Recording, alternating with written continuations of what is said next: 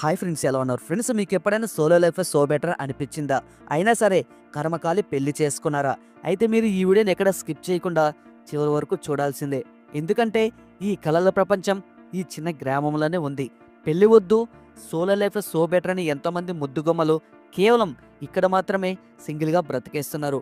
30 ఏళ్ళు దాటిన ముద్దుగుమ్మల నుండి రేపో మాపో కాటికిపోయే ముసలమ్మల వరకు ఇక్కడ అందరివి ఏకాకి బ్రతుకులే. అయితే వీరికి పెళ్లి పట్ల విరక్తి చెంది ఏకాకులుగా బ్రతకడం లేదు. ఇక్కడ పెళ్లి చేసుకుందాం అన్నా సరే ఇక్కడ ఉండే అందమైన అమ్మాయిలకి అసలు అబ్బాయిలే దొరకటం లేదు. అందుకే ఈ గ్రామంలో అందమైన అమ్మాయిల అందం మొత్తం అడవిగాచిన వెన్నెలవుతుంది. ఇక్కడ మగవాళ్ళందరూ దేశాలు పట్టుకొని తిరుగుతూ ఉంటే ఇక్కడ ఉండే ఆడవాళ్ళు మాత్రం సింగిల్గానే బ్రతుకుతున్నారు. పొలం పనుల దగ్గర నుండి పెద్ద పెద్ద మిషనరీలను నడపడం వరకు అన్ని పనులు సింగిల్ హ్యాండ్తో ఆడవాళ్ళు చేస్తూ ఉన్నారు. ఇక్కడికి ఒక్క మగాడు కూడా అడుగు పెట్టగానే ఎంతోమంది ఆడవాళ్ళు సిద్ధంగా ఉన్నారు. కొన్ని దేశాల్లో పెళ్లి చేసుకోవడానికి ఒక్క పిల్ల దొరక్క బ్యాచిలర్ లైఫ్ బ్రతుకుతున్నారా? అయితే ఈ వీడియో మీలాంటి వాళ్ళ కోసమే. ఈ గ్రామం ఎదురు చూస్తూ ఉంది. అయితే ఈ అందమైన అమ్మాయిలను పెళ్లి చేసుకోవాలి అంటే మటుకు మీరు కొన్ని నియమాలను పాటించాల్సి ఉంటుంది. అదేంటో తెలుసుకోవాలి అంటే మాత్రం మీరు ఖచ్చితంగా ఈ వీడియోని ఎక్కడా స్కిప్ చేయకుండా పూర్తిగా ఎండ్ వరకు చూడాల్సిందే. అలాగే ఈ వీడియోకి మీ సపోర్ట్గా జస్ట్ లైక్ చేయండి చాలు. మీరు చేసే ఈ చిన్నపాటి లైక్ మాకు ఎంతగానో మోటివేషన్గా ఉంటుంది. కాబట్టి మేము ఇలాంటి మరెన్నో ఇంట్రెస్టింగ్ వీడియోస్ను మీ ముందుకు తీసుకొస్తాం. అలాగే మన ఛానల్ను ఫస్ట్ టైం చూస్తున్నట్లయితే ఈ ఛానల్కు ఇప్పుడే సబ్స్క్రైబ్ చేసుకొని పక్కనే ఉన్న బెల్ ఐకాన్ని క్లిక్ చేయండి. మేము ముందుగా ఏ వీడియో అప్లోడ్ చేసినా మీ మొబైల్కి ఖచ్చితంగా నోటిఫికేషన్ అయితే వస్తుంది. ఇంకా లేట్ చేయకుండా వీడియోలకైతే వెళ్ళిపోదాం. Let's get into start our video. Friends, ప్రతి దేశానికి ప్రత్యేకమైన సాంప్రదాయాలు మరియు ఆచార వ్యవహారాలు ఉంటాయి. కానీ కొన్ని దేశాలలో మాత్రం ఈ ఆచారాలు చాలా విచిత్రంగా ఉంటాయి. అటువంటి విచిత్రమైన ఆచారాలు కలిగిన గ్రామం బ్రెజిల్లో ఉంది. అది దక్షిణ అమెరికా దేశాలలో అతిపెద్ద దేశం. ఇక్కడ ఈ దేశం వైశాల్యం రీత్యా ప్రపంచంలోనే 5వ అతిపెద్ద దేశం బ్రెజిల్. బ్రెజిల్లో 2వ అత్యధిక జనాభా కలిగిన దేశం రాయిచోటి జెనీరో. ఈ నగరానికి ఉత్తరాన 500 కిలోమీటర్ల దూరంలో ప్రకృతి పరవశించిపోయే అందమైన మనోహరమైన నోయవాడో కార్టిరో చిన్న టౌన్. ఇక్కడ నివసించే జనాభా 600 నుండి 700 మధ్యన ఉంటారు. ఈ ఊరికి సోషల్ మీడియా అకౌంట్స్ కూడా ఉన్నాయి. ఇప్పటికే ఈ ఊరు ఎంతో వైరల్గా మారింది. ఇక్కడ మగవాళ్ళు ఒక్కరంటే ఒక్కరు కూడా మనకి కనిపించరు. ఇక్కడ ఇన్స్టాగ్రామ్ రీల్స్ కూడా ఎక్కువగా మహిళలే చేస్తూ ఉంటారు. ఇలా రీల్స్ చేస్తూ ఎవరైనా తమని పెళ్లి చేసుకోమని రిక్వెస్ట్లు కూడా మెసేజ్లు కూడా చేస్తూ ఉంటారు. రిక్వెస్ట్ చేశారు కదా అని పెళ్లి చేసుకోవడానికి సిద్ధమైపోతే వాళ్ళు పెట్టే కండిషన్స్ వినగానే ఎవరికైనా దిమ్మ తిరిగి మైండ్ బ్లాక్ అవ్వాల్సిందే. ఈ కండిషన్స్ కారణంగానే చాలా మంది అబ్బాయిలు వీళ్ళని పెళ్లి చేసుకోవడానికి ముందుకు రావడం లేదు. ఈ గ్రామంలో నివసించే జనాభా 600 ఉంటే అందులో 18 నుండి 30 సంవత్సరాల వయసు గల 300 మంది మహిళలు ఉన్నారు. ఈ 300 మహిళలు ఇప్పటి వరకు వివాహం చేసుకోలేదు. కాబట్టి ఒంటరితనం గడిపే అమ్మాయిలే ఈ గ్రామంలో ఎక్కువ మంది ఉన్నారు. నోయవాడో కార్టిరేలో అమ్మాయిల అందం గురించి ప్రత్యేకంగా చెప్పుకోవాలి. వికసించే బోగన్విల్లీల పువ్వుల అందంగా ఆకర్షణీయంగా కళ్ళు తిప్పుకొనివ్వని అందం ఇక్కడ అమ్మాయిలు సొంతం. వీళ్ళ గురించి ఎన్నో డాక్యుమెంటరీలు కూడా చేశారు. బ్రెజిల్లో ఉన్న ఈ గ్రామం ఎంతో ఫేమస్ అని చెప్పుకోవాలి. ఈ గ్రామం యొక్క హిస్టరీ కూడా సూపర్ ఇంట్రెస్టింగ్ గా ఉంటుంది.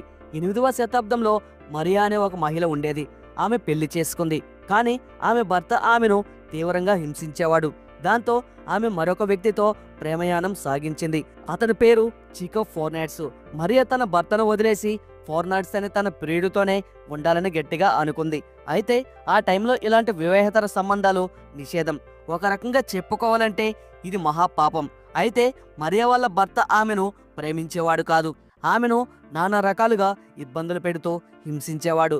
మరియా ఎప్పుడైతే తన భర్తను వదిలి ప్రియుడితో ఉండాలి అని నిర్ణయించుకుందో ఆ నిర్ణయం చర్చి పెద్దలకు కూడా నచ్చలేదు. వాళ్ళ దృష్టిలో ఇలా భర్తను వదిలేసి వేరే వారితో ఉండడం మహాపాపంతో సమానం. అందుకనే చర్చి నుండి వాళ్ళను బహిష్కరించారు. చర్చి నుండి బయటకు వెళ్ళగొట్టడం అంటే గ్రామం నుండి బయటికి వెళ్ళగొట్టడంతో సమానం. అయితే మరియానే కాదు, మరియా ఫ్యామిలీని 4 తరాల వరకు కూడా చర్చి బహిష్కరించేసింది. ఆమె ఫ్యామిలీకి చెందిన వాళ్ళు ఎవరు కూడా చర్చికి వెళ్ళడానికి వీలులేదు. అది కూడా భవిష్యత్తులో పుట్టే 4 తరాల వరకు కూడా చర్చికి వెళ్ళకూడదు. ఇక మరియాను చర్చి నుండి బయటకు వెళ్ళగొట్టిన తర్వాత ఆ ఊరిలో ఉన్న మిగిలిన ఆడవాళ్ళను కూడా చెడ్డవాళ్ళలాగానే అందరూ భావించడం మొదలుపెట్టారు. దాంతో అక్కడ ఆడవాళ్ళను వాళ్ళ భర్తలు వదిలి వెళ్ళిపోయారు. ఈ మహిళలు కూడా గ్రామంలో ఒంటరిగా నివసించాల్సి వచ్చింది. ఇక తమ ఆకలి తీర్చుకోవడానికి వ్యవసాయ పనులు చేయడం మొదలుపెట్టారు. 1950లో ఇక్కడికి ఒక ఫాదర్ వచ్చాడు. గ్రామానికి చెందిన ఒక మహిళను ఆయన పెళ్లి చేసుకున్నాడు. ఆమె పేరు డోనా డెలీనా. కానీ పెళ్ళైన 5 సంవత్సరాలకే ఆ ఫాదర్ చనిపోయాడు. ఫాదర్ ఆ గ్రామానికి చెందిన మహిళను పెళ్లి చేసుకున్నాడు అంటే ఆ గ్రామంలో ఉన్న ఆడవాళ్ల మీద అపవాది తొలగిపోయినట్లే. అంటే వాళ్ళ గురించి ఎవరు చెడుగా మాట్లాడుకునేందుకు వీలు లేదు. అయినప్పటికీ కూడా ఒక్కసారిగా చెడ్డవారిగా ముద్రపడిన తర్వాత ఆ మరక తేలిగ్గా పోదు కదా. గ్రామస్తులందరూ కూడా మంచి వాళ్ళే అనుకుంటే చుట్టుపక్కల ఉన్న మిగిలిన గ్రామస్తులు ఆ ఆడవాళ్లను చెడ్డవాళ్ళలాగానే భావిస్తున్నారు.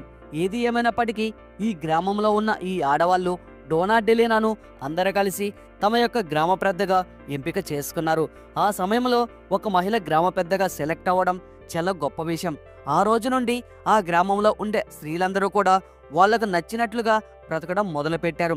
వారి కోసం కొత్త నియమ నిబంధనలలో కొన్ని చట్టాలు ఏర్పరచుకుంటూ వాళ్ళు ఆనందంగా జీవిస్తున్నారు. ఆ రోజు నుండి ఈ రోజు వరకు కూడా మగవాళ్ళు లేకుండానే ఆ గ్రామం ఇప్పటికీ ఉంది. ఇంతకాలం పాటు ఆ గ్రామంలోని మహిళలు ఒంటరిగానే జీవిస్తూ ఉండడం వల్ల వీళ్ళకి మగవాళ్ళంటేనే పూర్తిగా నమ్మకం లేకుండా పోయింది. ఈ గ్రామంలో కొంతమంది మహిళలు పెళ్లి చేసుకున్నప్పటికీ కూడా వాళ్ళ భర్తలు ఈ గ్రామంలో కేవలం వారానికి 2 రోజులు మాత్రమే ఉంటారు. వారంలో మిగిలిన 5 రోజులు వాళ్ళు నగరానికి వెళ్ళి డబ్బులు సంపాదించాలి. ఇక్కడ ఈ గ్రామంలో మగవాళ్ళు ఇంటి స్థలం కొనడానికి కూడా అవకాశం లేదు. ఈ గ్రామంలో ఉన్న ఇతర మహిళలతో ఎటువంటి తప్పుగా ప్రవర్తించకూడదు. అంతేకాకుండా ఇక్కడ మహిళలను పెళ్లి చేసుకోవాలి అని అనుకునే మగవాళ్ళు తమకుండే ఆస్తిలో కొంత భాగాన్ని ఆ గ్రామానికి ఇవ్వాల్సి ఉంటుంది. ఇదే కాకుండా మరే 3 పనులు చేయాలి. అందులో మొదటిది వంట, రెండోది అంట్లు తోవడం, బట్టలు ఉతకడం, ఇక ఫైనల్గా మూడోది టాయిలెట్ క్లీన్ చేయడం. ఇందులో ఏముంది, పెళ్లి అయ్యే వరకు చేస్తే సరిపోద్ది కదా అని అనుకుంటే మీరు పప్పులో కాలు వేసినట్టే. ఈ 3 పనులు మీ ఒంట్లో సత్తువ అయిపోయే వరకు చేయాల్సిందే. ఇక్కడ గ్రామంలో ఉండే మహిళలు స్వతంత్రులు. అక్కడ ఏ పని చేసినా భార్యాభర్తలు ఇద్దరు కలిసి సమానంగా చేయాలి. లింగభేదం ఉండకూడదు. ఏ పనైనా సరే సమానంగా పంచుకోవాల్సిందే. అక్కడ అమ్మాయిలు వంట చేస్తే అబ్బాయిలు కూరగాయలు తరగాలి. ఒకవేళ అబ్బాయిలు వంట చేస్తే అమ్మాయిలు స్వచ్ఛందంగా కూరగాయలు తరుగుతారు. ఎన్ని బట్టలు ఉన్నా కూడా కలిసి ఉతకాలి. టాయిలెట్ క్లీనింగ్ బాధ్యత మాత్రం పూర్తిగా మగవాళ్ళదే. ఈ గ్రామంలో టెక్స్టైల్ ఫ్యాక్టరీ కూడా ఉంది. ఇక్కడ ఏ పని చేయాలన్నా సరే అక్కడ మహిళలే సిద్ధంగా ఉంటారు. ఇక అబ్బాయిల కోసం అమ్మాయిలు సోషల్ మీడియాలో రిక్వెస్ట్లు చేస్తూ ఉంటారు. తమను పెళ్లి చేసుకోవడానికి ఎవరైనా సిద్ధంగా ఉంటే రిక్వెస్ట్ పెట్టమని వాళ్ళు అడుగుతూ ఉంటారు. అయితే ఇక్కడ ఈ మధ్యకాలంలో వీళ్ళు తమ కండిషన్స్ను కొన్ని మార్చుకున్నారు. ఆ గ్రామంలో అమ్మాయిని ఎవరైతే పెళ్లి చేసుకుంటారో ఆ అబ్బాయిలు వారంలో తమతో పాటు 4 రోజులు ఉండవచ్చని చెప్పుకొచ్చారు. అయితే వాళ్ళు మహిళలతోనే కలిసి జీవిస్తూ వారి జీవితాంతం సంపాదించిన డబ్బులు కూడా ఆ మహిళలకే ఇవ్వాల్సి ఉంటుంది. అక్కడ ఉండే అమ్మాయిలు చెప్పిన మాటలే ఆ మగవాళ్ళు వినాల్సి ఉంటుంది. మరికొంతమంది అబ్బాయిలు ఈ ఆడవాళ్ళు చెప్పినట్లుగానే చేయడానికి సిద్ధపడ్డారు. వాళ్ళు ఇప్పటికీ ఆ మహిళలతో పాటే ఆ గ్రామంలో నివసిస్తూ ఉన్నారు. ఈ గ్రామంలో ఒక సినిమా థియేటర్ కూడా ఉంది. అక్కడ ప్రతిరోజు పండుగ వాతావరణమే నెలకొంటుంది. డోనా డెలీనా ఈ గ్రామానికి చెందిన మొదటి గ్రామ పెద్ద కాబట్టి వారు ఆమెను కూడా అక్కడి వారందరూ గుర్తు చేసుకుంటూ ఉంటారు. ఈ గ్రామంలో ఒకే ఒక్క దుకాణం ఉంది. ఆ దుకాణం నుండి మాత్రమే గ్రామస్తులు వంటకి సరిపడే సామాన్లు కొనుక్కుంటుంటారు. ఆ గ్రామంలో ఒక కోళ్ల ఫామ్తో పాటు ఒక పెద్ద కిచెన్ కూడా ఉంది. అక్కడ గ్రామస్తులందరూ కలిసి వండుకొని కలిసిమెలిసిగా జీవిస్తూ ఉంటారు. మొదట్లో ఈ గ్రామంలో మహిళలు చాలా బాధపడుతూ ఉండేవారు. ఒంటరిగా జీవించడం చాలా కష్టమని వాళ్లకు అనిపిస్తూ ఉండేది. కానీ ప్రస్తుతం అయితే ఈ గ్రామంలో విద్యా వైద్య సదుపాయాలతో పాటు అన్ని సౌకర్యాలు కూడా ఉండడంతో పాటు ఇక్కడ నివసించే గ్రామస్తులు చాలా సంతోషంగా జీవిస్తూ ఉన్నారు. ఇక్కడ ఈ గ్రామంలో నివసించే మహిళలకు ఒకే ఒక్క లోపం, మగవాళ్ళు లేకపోవడమే. 22 సంవత్సరాలుగా ఈ గ్రామంలో ఇతను జీవిస్తూ ఉన్నాడు. ఈమె అతని భార్యను చూశారు కదా. మీరు కూడా ఇక్కడి అమ్మాయిల కండిషన్స్కి ఒప్పుకొని వాళ్ళతో పాటు జీవించాలి అనుకుంటే వెంటనే బ్రెజిల్కి వచ్చేయండి. అలాగే ఈ వీడియో మీద మీ ఒపీనియన్ ఏంటి అనేది తప్పకుండా కామెంట్ బాక్స్లో రాయండి. ఈ వీడియో మీకు నచ్చినట్లయితే మీ సపోర్ట్గా ఈ వీడియోకి జస్ట్ లైక్ చేయండి చాలు. అలాగే మన ఛానల్ని ఫస్ట్ టైం చూస్తున్నట్లయితే మన ఛానల్ని ఇప్పుడే సబ్స్క్రైబ్ చేసుకొని పక్కనే ఉన్న బెల్ ఐకాన్ని యాక్టివేట్ చేసుకోండి. మేము ముందుగా ఏ వీడియో అప్లోడ్ చేసినా మీ మొబైల్కి అయితే ఖచ్చితంగా నోటిఫికేషన్ అయితే వస్తుంది. Thanks for watching. నెక్స్ట్ వీడియోలో మళ్ళీ కలుసుకుందాం. జై హింద్.